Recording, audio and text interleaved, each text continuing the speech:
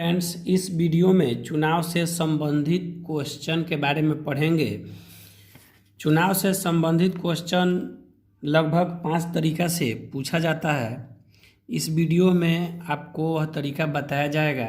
Video को last तक देखें और वीडियो के अंत में दिया हुआ क्वेश्चन को एक बार बनाकर अभ्यास जरूर कर लें। अब टाइप 1 देखते हैं। दोस्तों, चुनाव से संबंधित क्वेश्चन जब भी हो तो उसमें सबसे पहले कुल मतों को x मान लेते हैं। तो यहाँ पर कुल मतों को हम x मान लेंगे। अब क्वेश्चन में जो दिया है उसको लिखेंगे। अब देखते हैं, यहाँ कह रहा है कि कुल मतों का 43% प्राप्त किया और 3360 से हार गया। तो कहने का मतलब कि यह हारा हुआ उम्मीदवार का प्रतिशत भी है और संख्या भी है। तो यहाँ लिख देंगे हारा हुआ। तो हारा हुआ उम्मीदवार जो है 43% लाया है और कुल कितना वोट से हारा है? तो 3360 से। अब दोस्तों, यहाँ जब हारा हुआ व्यक्ति 43% लाया है तो यह कन्फर्म हो गया कि जीता हुआ व्यक्ति क्या करेगा? 100 - 43 बराबर 57% लाएगा।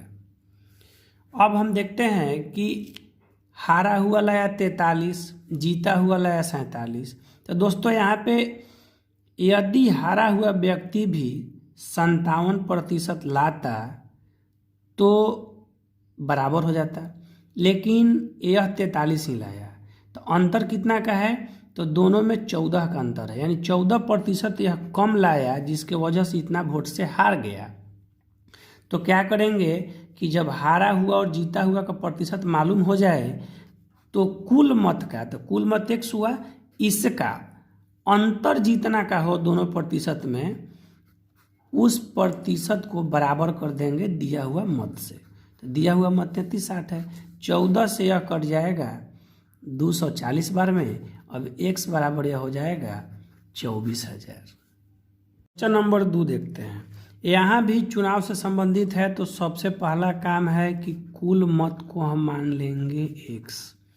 दोस्तों, अब ध्यान देना है, कह रहा है कि 2 उम्मीदवार थे, इनमें कुल मतदाताओं में से 5% ने अपना मत प्रयोग नहीं किया, यानी कुल मतों का 5% नहीं हुआ।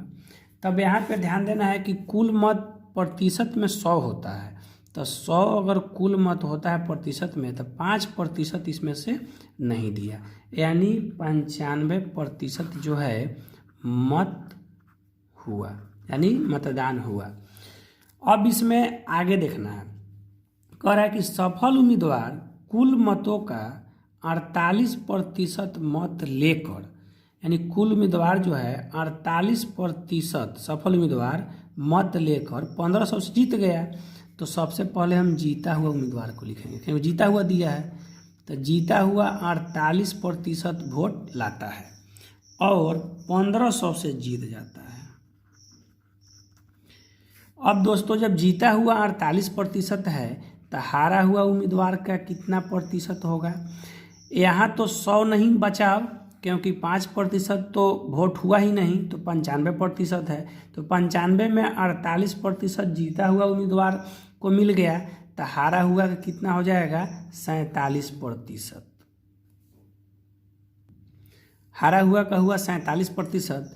अब दोस्तों, देख लिए कि जीता हुआ उम्मीदवार का प्रतिशत मालूम है, हारा हुआ उम्मीदवार का मालूम है। यदि यह हारा हुआ उम्मीदवार 1% और अधिक लाता तो इसके बराबरी कर लेता, लेकिन ऐसा नहीं हुआ। तो अब क्या करेंगे कि कुल मत का दोनों का अंतर, मतलब 1%, 1/100 बराबर 1500। अब इसको कैलकुलेशन करेंगे तो यह हो जाएगा 1.5 लाख मत हुआ। साथ ही साथ इस क्वेश्चन में दोनों उम्मीदवार का अलग अलग मतों की संख्या ज्ञात करना है। तो दोस्तों, कुल मत जब हमको 1.5 लाख प्राप्त हो गया तो एक बार सफल उम्मीदवार का जीता हुआ का 48% है, तो 48% बटा 100 कर देंगे। और दूसरा हारा हुआ का 47% है, तो 1.5 लाख का 47% कर देंगे।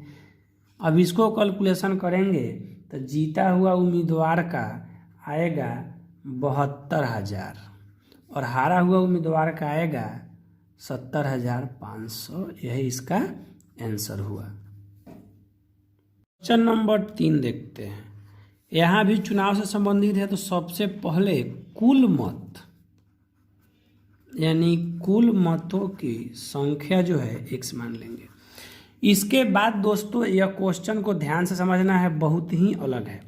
यहाँ क्वेश्चन में कह रहा है कि एक चुनाव में 10% मतों का प्रयोग नहीं हुआ तथा कुल मतों का 10% अवैध माना गया। तो जब क्वेश्चन में दोस्तों वैध अवैध अगर दिया रहता है तो उस स्थिति में यहाँ पे x से ही सभी क्वेश्चन को बनाएंगे। जैसे यहाँ क्वेश्चन में कहा कि 10% मतों का प्रयोग नहीं हुआ और कुल मतों का 10% अवैध माना गया। तो जब भी अवैध की बात आ जाता है तो यहाँ सबसे पहले वैध मत निकालते हैं। वैध मत निकालते हैं सबसे पहला काम। तो दोस्तों कुल हुआ x, इसमें 10% जो है नहीं हुआ। तो 10% नहीं हुआ मतलब कि 90/100 इतना तो वोट हुआ। फिर इसके बाद कह रहा है कि 10% अवैध माना गया, मतलब यह जो वैध मत आया फिर इसका 10% अवैध हो गया, तो फिर हो गया 90/100।